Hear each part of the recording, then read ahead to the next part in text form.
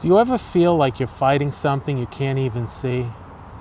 Something so massive, so embedded in the fabric of our daily lives that to question it makes you sound like a lunatic?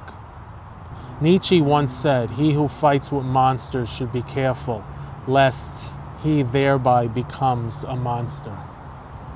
And today, I think that monster is AI. So, I'm in the country today, as you can see, by the lake. And I'm thinking about Nietzsche, of all people. See, in the real world of contemporary art, AI is the monster. But the real fear, it's not just that AI is making the art, it's that we are becoming the thing we swore to fight. Art once was about struggle, about grit, about emotion, pain, the impulse behind the brushstroke, the rawness in the lyric. Now, galleries are filled with perfect, soulless images made by algorithms. No biography, no story, no sweat, just code, a bunch of ones and twos. We traded meaning for novelty, flesh for flesh, and it's not just visual art. Let's talk about pop music. Katy Perry, Taylor Swift. They're not AI, obviously, but aren't they algorithmic? Every beat, every lyric, it feels like it was run through a marketing machine. Confession turned content, raw turned processed. Taylor's heartbreaks, they drop like software updates. Katie's reinventions, more like rebranding. Those aren't songs, they're strategic deployments. And that's not a diss, it's a sign of the system. A system that rewards perfection over honesty, performance over soul. Nietzsche warned us, in fighting the monster, you become the monster. It's real. These artists, these platforms, even the institutions, they're not resisting the machine. They're becoming it. And the saddest part, the avant-garde is vanishing. Actually, I'm going to go a step further. The avant-garde is gone.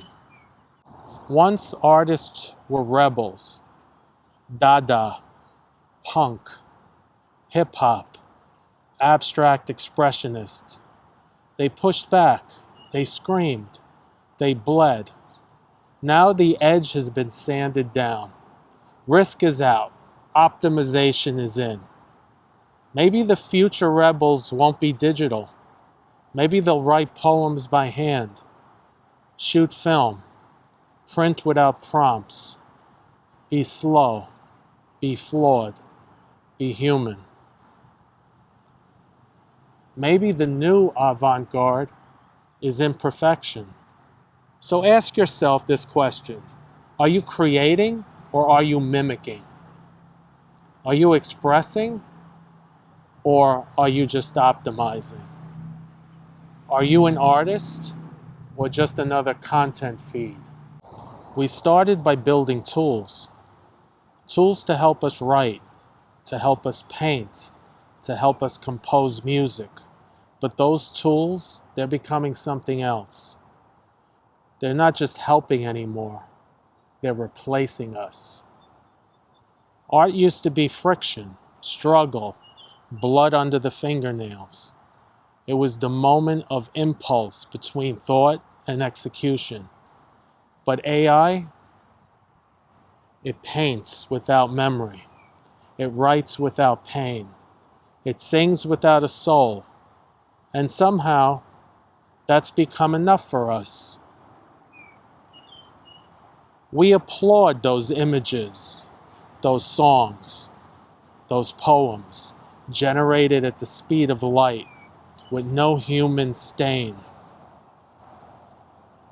We marvel at the perfection, but I can't help but feel like we've traded meaning for novelty, depth for spectacle. Go look at some of the photos, most of the photos on Instagram. The majority of them are all cliche, because that's all AI can do, is create photos that mimic cliche. Where is the artist in all this? Galleries now feature works created by machine. Music charts are dominated by songs that feel synthetic, not in their content, but in their construction. Every beat, every hook, every line, engineered for engagement. It's not just AI doing it. Our biggest pop stars, many already feel like AI themselves. Look at Katy Perry. Well, did I say Katy Perry? Well, that could be a good name for her. Look at Katy Perry, Taylor Swift.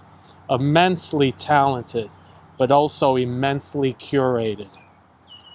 Their heartbreaks, their personas, their every reinvention, perfectly packaged. It's art by algorithm, heartache by committee. There's a sheen to that it makes it feel less human. And we eat it up like idiots. Why? Because we've been trained, we've been programmed, we've been brainwashed to love the machine. We scroll, we swipe, we share, we consume. But do we feel? And don't confuse that dopamine high you get by clicks and likes to feeling. So where's the resistance? Maybe it's in the analog, in the slow, in the flawed. Maybe it's the poet who writes by hand, the painter who refuses prompts, the photographer who still shoots on film, the ones who say, no, I won't be streamlined. Because if AI is the new avant-garde, then maybe being human is the new rebellion. And here's the warning, Nietzsche's warning. It's not just about fighting monsters, it's about becoming one.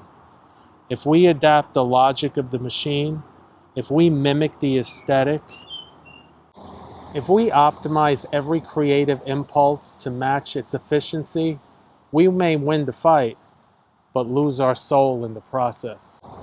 So ask yourself this question. Are you creating or are you mimicking? Are you expressing or are you just optimizing? Because art, real art, was never supposed to be perfect. It was supposed to be human.